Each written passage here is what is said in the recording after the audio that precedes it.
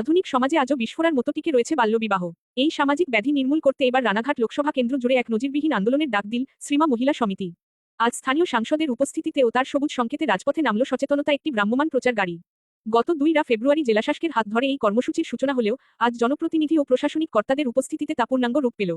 প্রশাসনের করা বার্তা ও জনসচেতনতা। এদিনের অনুষ্ঠানে সাংসদের উপস্থিতি এই লড়াইয়ে এক নতুন মাত্রা যোগ করেছে।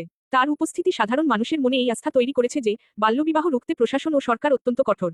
সমিতির পক্ষ থেকে জানানো হয়েছে, দারিদ্র্য, অশিক্ষা এবং কন্যাসন্তানকে বোঝা মনে করার প্রাচীন মানসিকতাই এই সমস্যার মূল কারণ। সুসজ্জিত গাড়িটি রানাঘাট লোকসভা কেন্দ্রের প্রতিটি ব্লকের অলিগলিতে ঘুরবে। 18 বছরের আগে বিয়ে দিলে মা ও শিশু উভয়েরই কি প্রাণঘাতী স্বাস্থ্যঝুঁকি থাকে সে বিষয়ে অভিজ্ঞরা সাধারণ মানুষকে পরামর্শ দেবেন।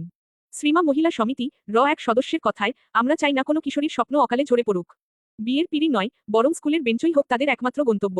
একবিংশ শতাব্দীতে দাঁড়িয়েও শিক্ষিত সমাজে যখন এই ধরনের ঘটনা ঘটে তখন তা সমাজের নৈতিক অবক্ষয়কেই প্রকট করে তোলে। এটা সকলের দায়িত্ব, এটা জনগণকে বুঝতে হবে। আমরা যদি সচেতন হই তাহলে সবাই মিলে একসাথে আসলে এটা সুবিধা হবে। একটা কারোর একার পক্ষে তো এই জিনিসটা বন্ধ করা সম্ভব নয়, তাই সবাইকে মিলে এগিয়ে আসতে হবে। সাধারণ মানুষকে, বিশেষত বাচ্চাদেরকে বুঝতে হবে জিনিসটা। সংগঠনগতভাবে তো আপনারা করে আসছেন, এবারে ভ্রাম্যমাণ গাড়ি পাওয়ার পরে কতটা সুবিধা হলো? এটা অনেকটাই সুবিধা হলো এবং তাতে অডিও ভিজুয়ালের মাধ্যমে যেরকমভাবে হয়, তারা বাচ্চারা আসবে, তারা দেখবে, শিশুরাও আসবে, বড়রাও আসবে, সুবিধা হবে। কটা পর্যন্ত ঘুরবে মোটামুটি? এটা মোটামুটি সারাদিন ব্যাপী প্রত্যন্ত গ্রাম। হলো 1098 ফোন করতে। তুমি কি নাম্বার জানতে? হ্যাঁ জানি। তোমার এরকম কোনোদিন সিচুয়েশন হলে কি করবে? তুমি কি করবে? ফোন করব। কন্যাশ্রী ক্লাবও তো কাজ করে এরকম ভাবে। তোমরা কন্যাশ্রী ক্লাব দিয়ে কাজ করো? কি নাম তোমার? অনন্যা মুন্ডা। এই জায়গার নাম? আরপাড়া।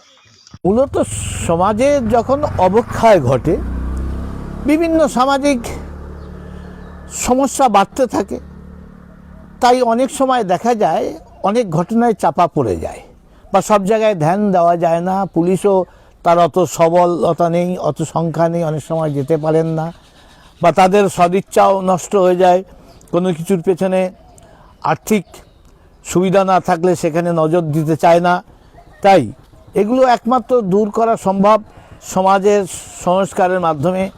অপরাধ প্রবণতা কমলে পরে, শিক্ষা সচেতনতা বাড়লে পরে, তাহলে এগুলো কমানো সম্ভব। রাজ্য সরকার যেমন বলে কন্যাশ্রী প্রকল্পের জন্য অনেক ছাত্র স্কুলমুখী হয়েছে, বাল্যবিবাহ রোধ হয়েছে, কেন্দ্রীয় সরকারের তরফে এরকম কিছু আছে যেটা চলে? দেখুন, স্কুলমুখী করার জন্য যে প্রকল্পগুলো শুধু রাজ্যের এরকম নয়, শিক্ষার জন্য যে অর্থ ব্যয় করে মেয়েদের জন্য, ছেলেদের জন্য কী করে স্কুলমুখী করার জন্য, সেই অর্থ দিয়ে বিভিন্ন স্কিম নেয় রাজ্য সরকার। তার নাম দিয়ে একটা স্কিম করে দিল। মূলত টাকাটা একটা বড় অংশ কেন্দ্র থেকেই আসে। শিক্ষার ব্যয় যৌথ তালিকাভুক্ত আমরা জানি, তার ম্যাক্সিমাম ব্যয় চাকরিজীবীদের ব্যয়ের একটা অংশ কেন্দ্র থেকে আসে। আবার রাজ্যেরও একটা ট্যাক্সের অধিকার আছে, রাজ্যের একটা ট্যাক্সের ভাগ যেহেতু কেন্দ্রের কাছ থেকে তাদের নিজস্ব তহবিল থেকে দেয়। তাই এইভাবে কাজ চলে। তাই উভয়ের মিলিত প্রচেষ্টাই সমাজকে মুক্তি দিতে পারে।